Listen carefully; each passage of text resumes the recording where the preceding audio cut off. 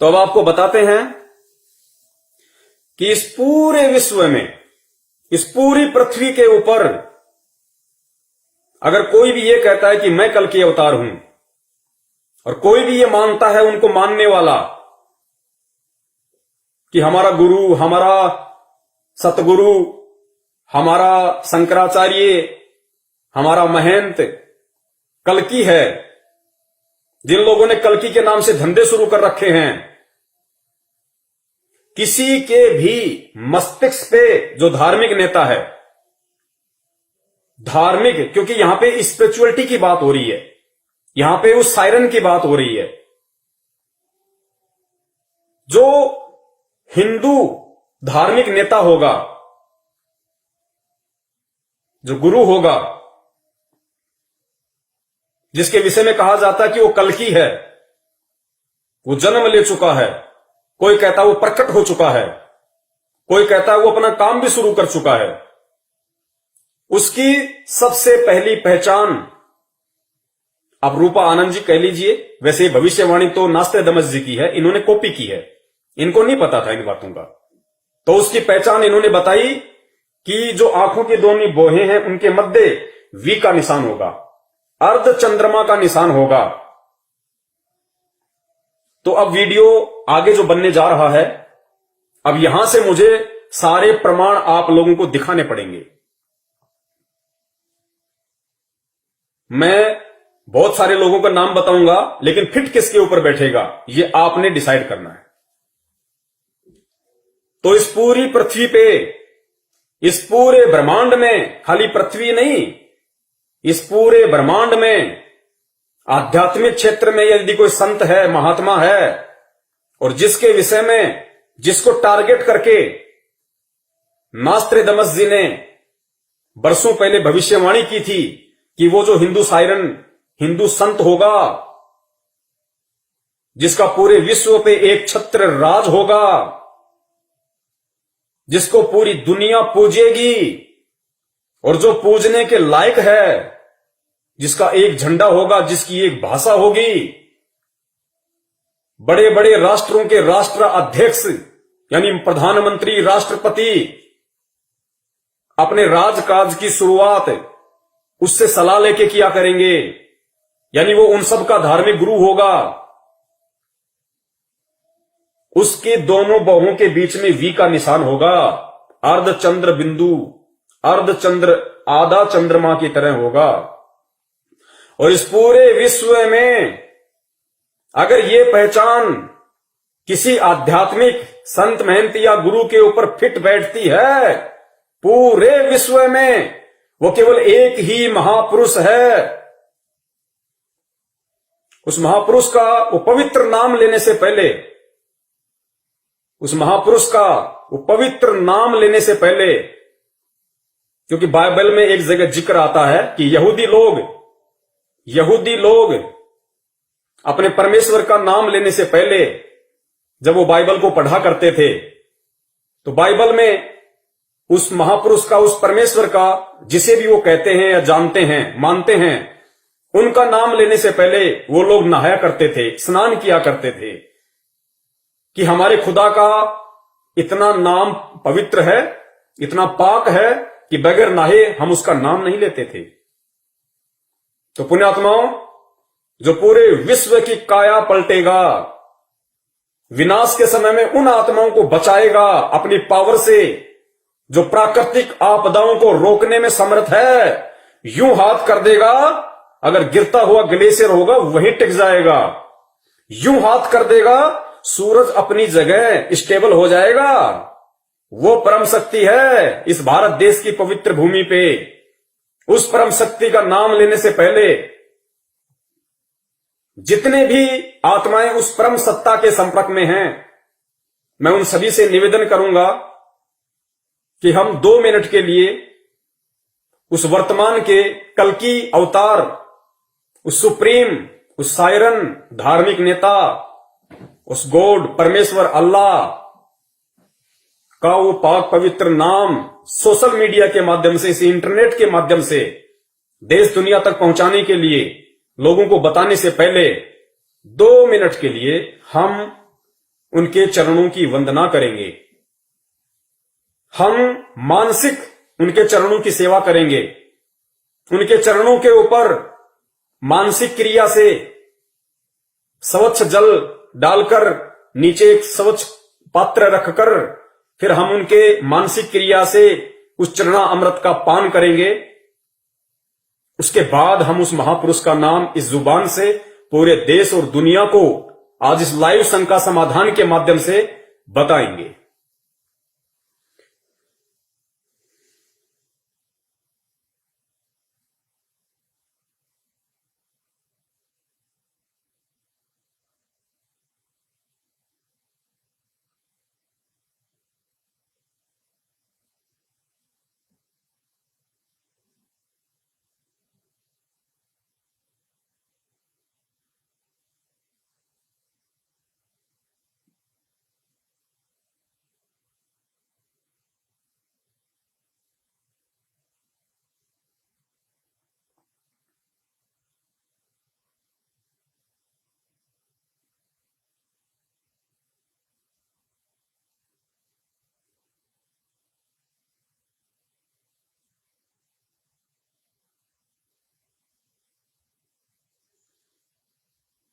जय जगत गुरु, जय भारत।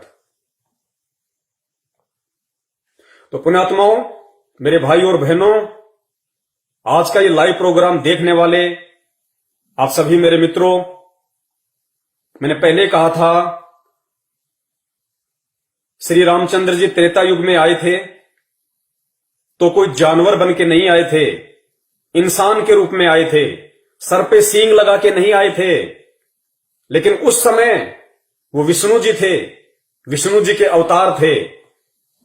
लेकिन इतिहास उठा के देख लो, क्या त्रेता युग में जिस समय वे धरती पे मौजूद थे, क्या किसी ने उनको भगवान विष्णु का अवतार माना? क्या किसी ने उनको भगवान की दृष्टि से देखा? किसी ने नहीं देखा। लोगों ने उनके साथ में वैर भाव किया। खुद उन्हीं के परिवार की उनकी एक सौतेली मां ने अपने पुत्र भरत को राजगद्दी प्राप्त करवाने के लिए उनको 14 वर्ष का या 12 वर्ष का जो भी था, उनको वनवास दिलवा दिया, जंगल में भटकने के लिए मजबूर कर दिया। क्या खुद उनका परिवार, क्या खुद उनकी सौतेली मां उनको भगवान मान पाई? ये इस बात का सबूत है, प्रमाण है कि खुद उनके घर वाले ही उन्हें भगवान नहीं मानते थे। रावण अगर उन्हें परमात्मा मानता, भगवान मानता, विष्णु का अवतार मानता, तो रावण को यह भी पता होना चाहिए था कि भगवान विष्णु की पत्नी उसकी मां के समान है। लेकिन उस दुरात्मा ने श्री रामचंद्र जी को विष्णु भगवान का अवतार नहीं माना और सीता जी का अपहरण किया। अयोध्या वासियों ने केवल एक अच्छा राजा माना, भगवान नहीं माना। द्वापर युग में आ जाइए, श्री कृष्ण जी, क्या जिस समय वो धरती पे 200 वर्ष तक रहे, क्या किसी ने उनको भगवान माना? क्या किसी ने उनको विष्णु माना? क्या किसी ने उनको विष्णु का अवतार माना? जरासीन, काल्यावन, पूतना, पता नहीं कितने नाम आपको अच्छे से पता होगा। सबने उनके साथ में वैर भाव किया, लड़ाइयां की। खुद का मामा दुश्मन हो गया। क्या खुद का परिवार उन्हें परमात्मा मानता था, विष्णु का अवतार मानता था? नहीं माना। लेकिन आज इतने वर्ष बीत जाने के बाद घर घर में उनकी पत्थर की मूर्तियां बना के उनको पूजा जाता है। उनसे कुछ मांगने की दृष्टि से अगरबत्तियां जलाई जाती हैं, अरदास की जाती है, मन्नतें मांगी जाती है। लेकिन क्या आज वो आपकी मन्नतें पूरी कर देंगे? क्या मूर्ति आपकी मन्नतें पूरी कर देंगी? 21वीं सदी के इंसान हो, शिक्षित हो, टेक्नोलॉजी है, विचार करो। अगर आपके पेट में दर्द है, आपको हॉस्पिटल याद आएगी। हॉस्पिटल में आप गए, वहां पे डॉक्टर साहब बैठे हुए हैं, आपने डॉक्टर को जाके अपनी तकलीफ बताई, डॉक्टर ने स्टेथोस्कोप निकाला, आपको चेक किया, आपकी समस्या को जाना, पहचाना, समस्या के अकॉर्डिंग फिर आपका इलाज किया, आपको मेडिसिन दी, तो आपको लाभ हुआ। तो जिस समय त्रेता में भगवान राम थे, द्वापर में भगवान श्री कृष्ण जी मौजूद थे, शरीर में थे, उस समय यदि उन्हें कोई भगवान मानता, उन्हें विष्णु का अवतार मानता और उस दृष्टि से उनके साथ में व्यवहार करता, तो अवश्य वो उस समय उस व्यक्ति की हेल्प करते, मदद करते, सहायता करते। लेकिन आज इतने वर्ष बीतने के बाद फिर यदि वो व्यक्ति फिर किसी दिन हॉस्पिटल जाता है, उसको कोई और समस्या हो जाती है, फिर वही व्यक्ति दोबारा से हॉस्पिटल जाता है, यह सोचकर कि डॉक्टर साहब मिलेंगे और पिछली बार की तरह मेरा इलाज करेंगे, मुझे राहत प्रदान करेंगे। और अब की बार जब वो हॉस्पिटल जाता है तो मालूम पड़ता है कि डॉक्टर साहब का तो निधन हो गया, और उसी हॉस्पिटल में डॉक्टर साहब की संगमरमर की एक 6 फुट की गले में स्टेथोस्कोप लटका हुआ बहुत अच्छी एक मूर्ति बना रखी है। अब वो व्यक्ति क्या उस पत्थर की मूर्ति को अपने पेट की पीड़ा बता सकता है? क्या वो पत्थर की मूर्ति स्टेथोस्कोप उठा के उसकी रगों पे रख के क्या वो उस दर्द को जान के उस व्यक्ति का इलाज कर सकती है? आप कहोगे नहीं, संभव ही नहीं है, पत्थर की मूर्ति कहां से इलाज कर देगी। वो तो जब मौजूद थे डॉक्टर साहब तो खुद वो चेक करते, देखते, जानते, पहचानते, फिर उसको कोई मेडिसिन देते तो उस व्यक्ति को लाभ होना था। अब डॉक्टर साहब की पत्थर की मूर्ति के आगे चाहे अगरबत्ती करो, चाहे दंडवत करो, चाहे हाथ जोड़ो, चाहे कितना ही सुबह से शाम तक बोलते रहो, चीखते रहो, चिल्लाते रहो, वो डॉक्टर वो पत्थर की मूर्ति के कान ना तुम्हारी आवाज को सुन सकते हैं और उस पत्थर की मूर्ति की आंखें ना तुम्हारे दर्द को देख सकती है। तो इलाज कैसे होगा? यही स्थिति वर्तमान में श्री कृष्ण और श्री रामचंद्र जी की मूर्ति बना के भगवान मान के जो पूजा जा रहा है, आप कंपेयर कर लीजिए। ये शिक्षा आपको परमेश्वर ने इसीलिए दी है कि आप समझें, आंखें खोलें। मानव शरीर केवल परमात्मा प्राप्ति के लिए मिलता है, भक्ति करने के लिए मिलता है, आडंबर और पाखंड के लिए नहीं मिलता है। तो आज वो पत्थर की मूर्तियां हमें कदापि लाभ नहीं दे सकती। तो कहने का मतलब है, आज आपको जिस सुप्रीम का नाम बताया जा रहा है, जिस अवतारी शक्ति के विषय में बताया जा रहा है, अगर आप समझदार हो, 21वीं सदी के सभ्य इंसान हो और वास्तव में यदि आपको लाभ लेना है, तो वो परम शक्ति आज इस पृथ्वी पे ठीक उसी प्रकार मानव शरीर में प्रकट है, मानव शरीर में विद्यमान है। जिस प्रकार त्रेता में श्री रामचंद्र जी थे, द्वापर में श्री कृष्ण चंद्र जी थे। तो लाभ लेना है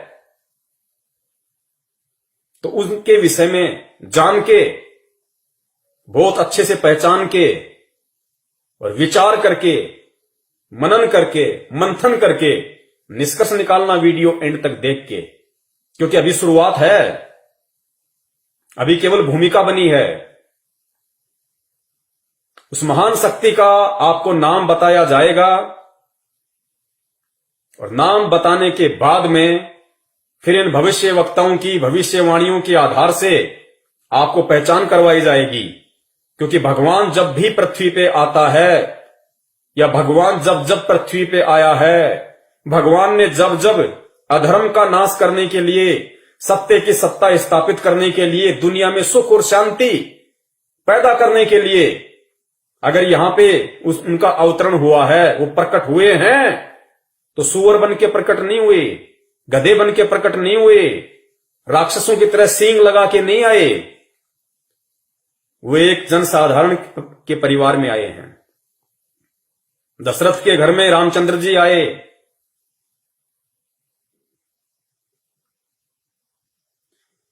और द्वापर युग में नंद जी के घर पे श्री कृष्ण जी आए।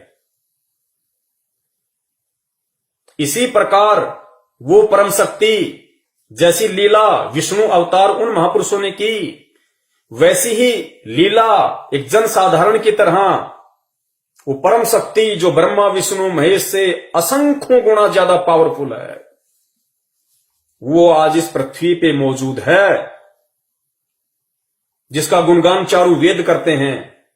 गीता जी जिसकी महिमा का गुणगान करती है, वो महापुरुष आज इस पृथ्वी पे प्रकट है, जिसे इन भविष्य वक्ताओं ने कल्कि का नाम दिया है, वर्तमान समय वाले कल्कि का नाम, कि वो आ चुका है, अपना काम शुरू कर चुका है। और प्रथम पहचान के रूप में रूपा आनंद जी ने नास्त्रेदमस की भविष्यवाणी का हवाला देते हुए और उत्तराखंड के सभी साधु संतों की मीटिंग के बाद में जो पहचान बताई गई कि वो जो कल्कि होगा, जो महापुरुष होगा, जो अवतारी शक्ति होगी, जिसके बराबर कोई भी समर्थ नहीं होगा, उसके मस्तिष्क पे अर्धचंद्र का निशान होगा, वी का निशान होगा। तो वो परम शक्ति, वो महापुरुष, वो सायरन द ग्रेट, वो नास्त्रेदमस का हिंदू नेता, वो ब्रह्मा विष्णु महेश दुर्गा और काल का पालक, जो उनका भी पेट भर रहा है, और जो आज एक सामान्य व्यक्ति की भूमिका में इस भारत देश की पवित्र भूमि पे प्रकट है, उनके चरण कमल इस पृथ्वी को स्पर्श कर रहे हैं। वो परम शक्ति गांव धनाना, जिला सोनीपत, हरियाणा, और उस परम शक्ति का नाम है परम पूज्य परम पिता परमेश्वर, सारी सृष्टि के रचनहार, कुल मालिक कबीर साहेब सतगुरु रामपाल जी महाराज। बंदी छोड़ सतगुरु रामपाल जी महाराज की जय हो। ये है वो परम शक्ति, वो अखिल ब्रह्मांड का स्वामी, वो जगत गुरु, वो नारायण, जिसकी कथाएं भगवान विष्णु को केंद्रित करके सुनी और सुनाई जाती हैं, जिसकी महिमा का गुणगान हिंदू धर्म के चारों पवित्र वेद करते हैं, मुसलमान भाइयों की कुरान शरीफ करती है, सिखों का गुरु ग्रंथ करता है। वो महापुरुष, वो परम शक्ति, वो परम सत्ता, वो सायरन द ग्रेट, वो भविष्यवाणियों में भविष्य वक्ताओं का कल्कि, वो सुप्रीम पावर, वो सुप्रीम गॉड, जिसे राम कह लीजिए, खुदा कह लीजिए, अल्लाह कह लीजिए, वाहि गुरु कह लीजिए, वो परम सत्ता परम पूज्य सतगुरु रामपाल जी महाराज जी हैं। अब आगे आपको एक एक पॉइंट के आधार पे, इन भविष्य वक्ताओं की भविष्यवाणियों के पॉइंट के आधार पे साबित किया जाएगा, क्योंकि कहते हैं कि हाथ कंगन को आरसी क्या और पढ़े लिखे को फारसी क्या। ये मैं नहीं कहूंगा, आप ही के भविष्य वक्ता, जिनको आप लोगों ने सुप्रीम बना रखा है, जिनके यूट्यूब पे वीडियो चलते हैं, जिन्होंने भविष्यवाणियां कर रखी हैं, और इन्हीं भविष्य वक्ताओं ने जो पहचान उस कल्कि को लेके की है, उस सुप्रीम को लेके की है, कि वो प्रकट हो चुका है। एक एक पॉइंट, एक एक बात सोने की तरह परम पूज्य सतगुरु रामपाल जी महाराज जी के ऊपर सोने की तरह खरी उतरेगी, खरी, सह सबूत, प्रमाणित। और सबूत देखकर भी अगर कोई दुरात्मा सत्य को स्वीकार नहीं करती है, तो विनाश के समय में उसकी सुरक्षा, उसकी रक्षा इस ब्रह्मांड में कोई नहीं कर सकेगा। क्योंकि अगर एकमात्र रक्षक, संरक्षक इस पृथ्वी पे यदि मानव जाति का कोई होगा, केवल परम पूज्य सतगुरु रामपाल जी महाराज जी होंगे, जो स्वयं साक्षात पूर्ण ब्रह्म परमेश्वर कबीर साहिब जी हैं। स्वयं कबीर परमेश्वर हैं। भगवान आएगा, सींग लगा के नहीं आएगा। और गीता जी में कहा गया है कि अर्जुन, अगर तुझे पूर्ण संत की, तत्वदर्शी संत की पहचान करनी है, अपना आत्म कल्याण, अपना उद्धार करवाना है, तो उसकी पहचान सिर्फ ज्ञान से होगी, बाह्य आडंबरों से पहचान नहीं होगी।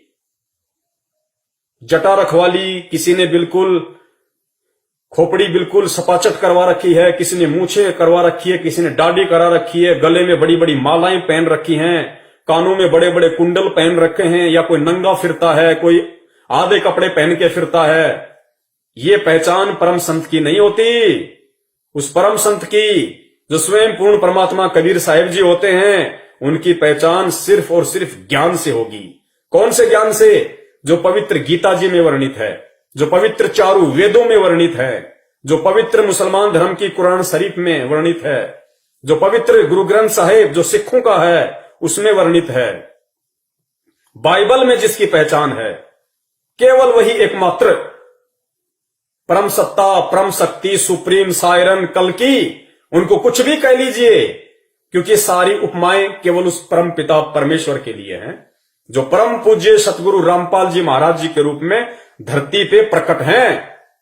तो वो जो अर्धचंद्र की जो बात कही गई है, वी फॉर विक्ट्री की जो बात कही गई है, इस पूरे ब्रह्मांड में आध्यात्मिक क्षेत्र से जुड़ा हुआ यदि कोई संत, महात्मा, पीर, पैगंबर, कुतुब, ओलिया, काजी, मुल्ला, पंडित, शंकराचार्य, संत, महंत, पादरी, पोप, अगर कोई है इस दुनिया में जिसके मस्तिष्क पे, जिसकी बाहों के मध्य अगर अर्धचंद्र का साइन है, वी का निशान है, केवल वो महापुरुष परम पूज्य सतगुरु रामपाल जी महाराज जी हैं।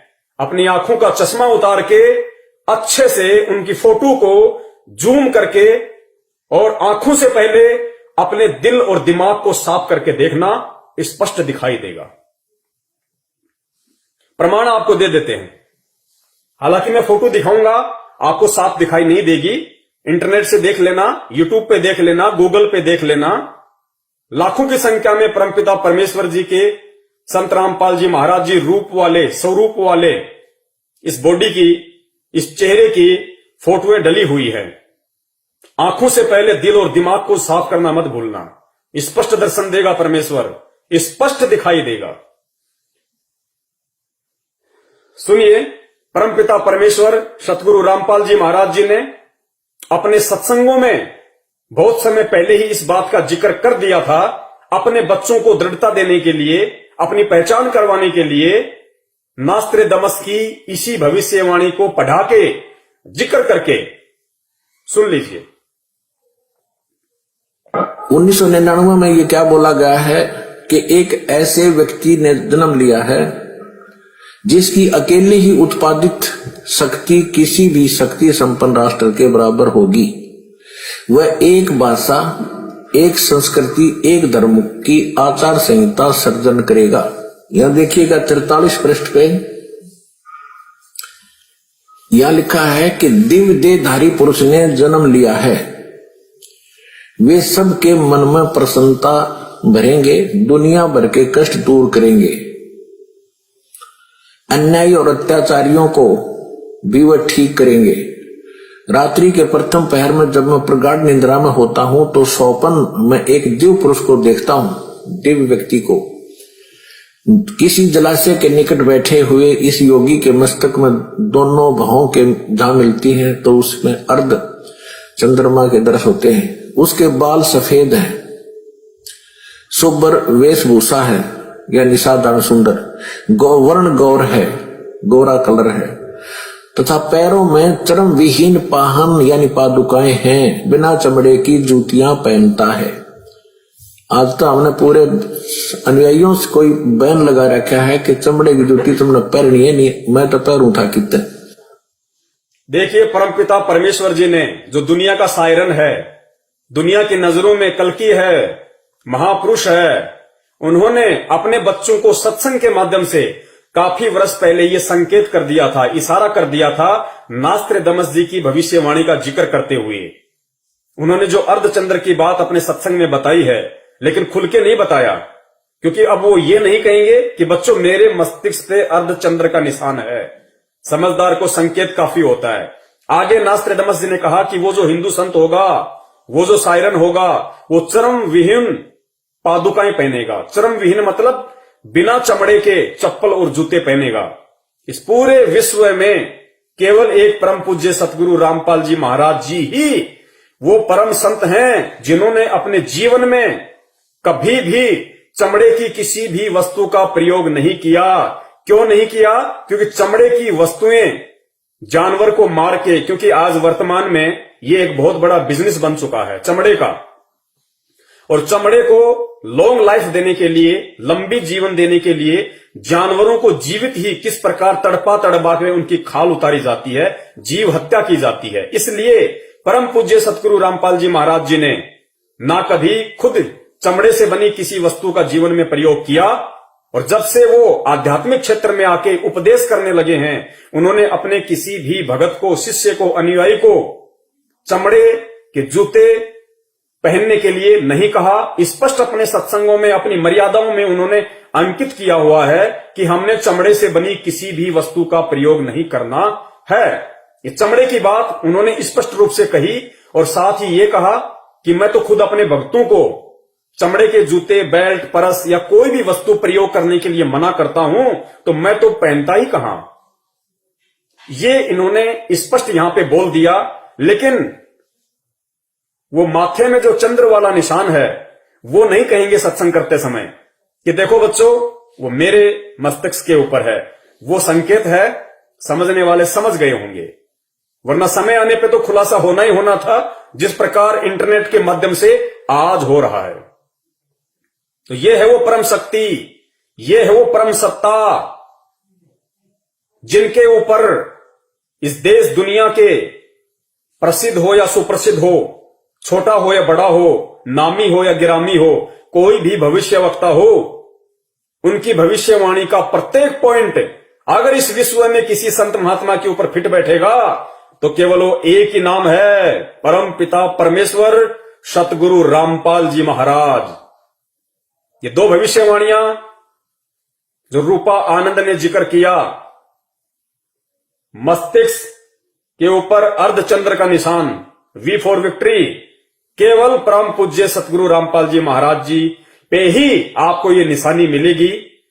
अन्य जितने भी संत महंत शंकराचार्यों के शिष्य भगत अगर ये प्रोग्राम देख रहे हो, तो आप अपने गुरुदेव के मस्तिष्क पे कभी आपको उनसे मिलने का मौका मिले, आराम से चश्मा उतार के देख लेना, आपको ये साइन नहीं मिलेगा।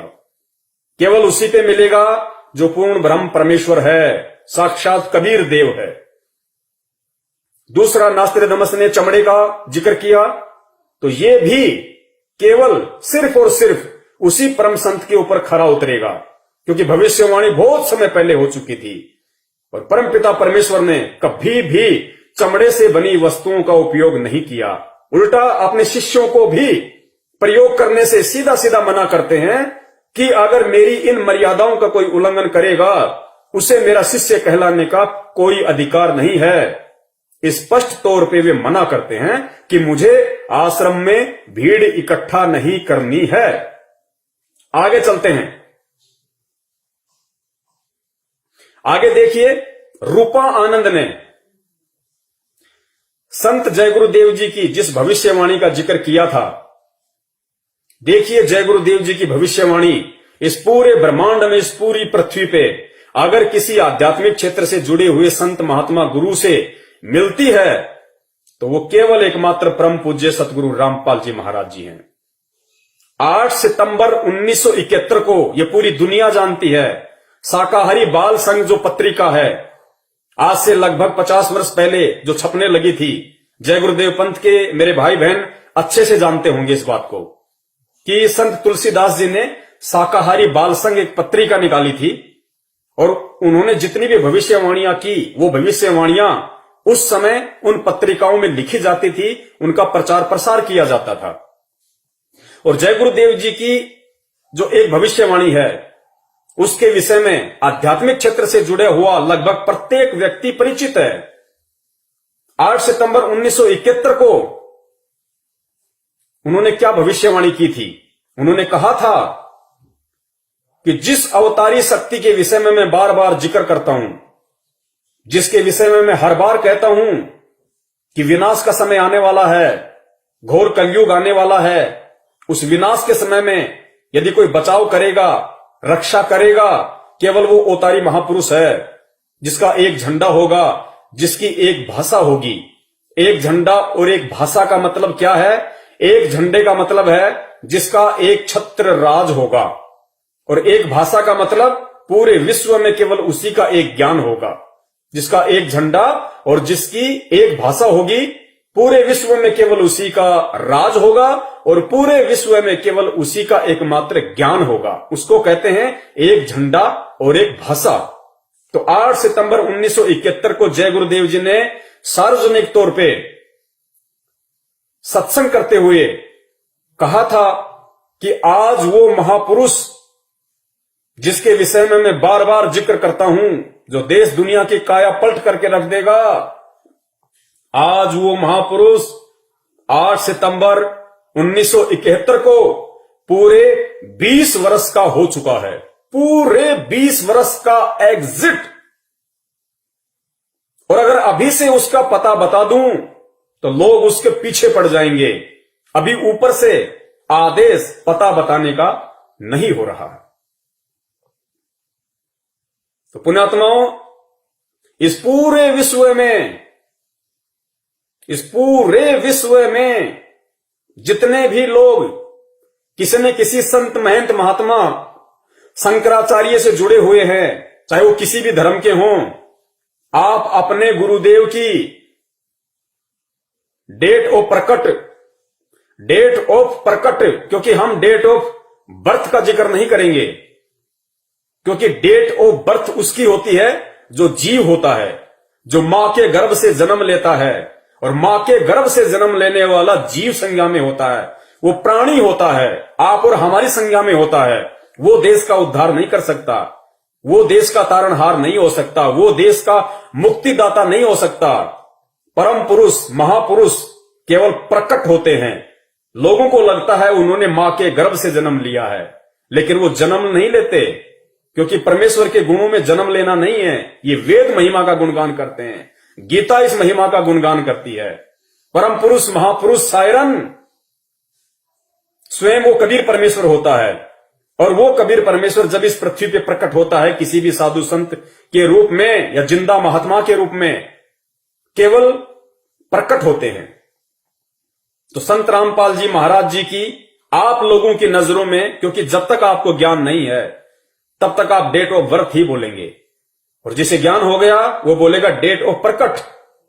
तो हमारी नजरों में डेट ऑफ प्रकट और आपकी नजरों में डेट ऑफ बर्थ उनकी 7 सितंबर 1951 है। 7 सितंबर 1951, जिसके विषय में जय गुरुदेव पंथ के संत तुलसीदास जी ने डंके की चोट पे पूरी देश दुनिया के सामने खुले तौर पे जो सत्संग करते थे, उन्होंने कहा था कि वो परम पुरुष, क्योंकि जय गुरुदेव जी एक संत थे, आध्यात्मिक क्षेत्र से जुड़े हुए थे, पूर्व जन्म की भक्ति उनके पास में थी, और परमात्मा ने पृथ्वी पे आने के बाद अपनी उपस्थिति दर्ज करवानी थी। ये भविष्यवाणियां करवा के, क्योंकि आगे चल के फिर ये भविष्यवाणियां कोई बताएगा, कोई समझाएगा कि किस महापुरुष पे फिट बैठ रही हैं। वो हाथी कौन है जिसके कपड़े लोगों ने पहले सीन के तैयार रख दिए, वो हाथी कौन है। सो संत जय गुरुदेव की जो भविष्यवाणी है, जो ये कपड़ा है केवल हाथी पर ही फिट बैठेगा, गधे पे या झोटे पे अगर कोई फिट बैठाने की कोशिश करेगा तो नहीं बैठेगी, मजाक बनवाएगा अपना आने वाले इतिहास में। तो 8 सितंबर 1971 को जय गुरुदेव जी ने कहा था कि वो महापुरुष, वो अवतारी महापुरुष जो पृथ्वी पे प्रकट हो चुका है, वो आज पूरे 20 वर्ष का हो चुका है। तो 8 सितंबर 1971 को यदि कोई 20 वर्ष का हुआ था आध्यात्मिक क्षेत्र से जुड़ा हुआ व्यक्ति, वो केवल परम पूज्य सतगुरु रामपाल जी महाराज हैं। आप उनकी डेट ऑफ बर्थ निकाल के देख सकते हैं, गूगल पे मंगवा सकते हैं, पैन कार्ड, आधार कार्ड, लाइसेंस, कुछ भी। उनकी डेट ऑफ बर्थ उस समय पूरी 20 वर्ष की हो चुकी थी। तो संत जय गुरुदेव जी की भविष्यवाणी अगर इस विश्व में किसी संत महात्मा पे फिट बैठती है, वो केवल परम पूज्य सतगुरु रामपाल जी महाराज जी हैं, अन्य कोई नहीं है। चाहे कितनी ही कोशिश क्यों ना कर लो, फर्जी बनवा नहीं सकते, क्योंकि पूरी दुनिया के सामने है। अब कोई पलट नहीं सकता, क्योंकि सबके डेट ऑफ बर्थ पूरी दुनिया के सामने है।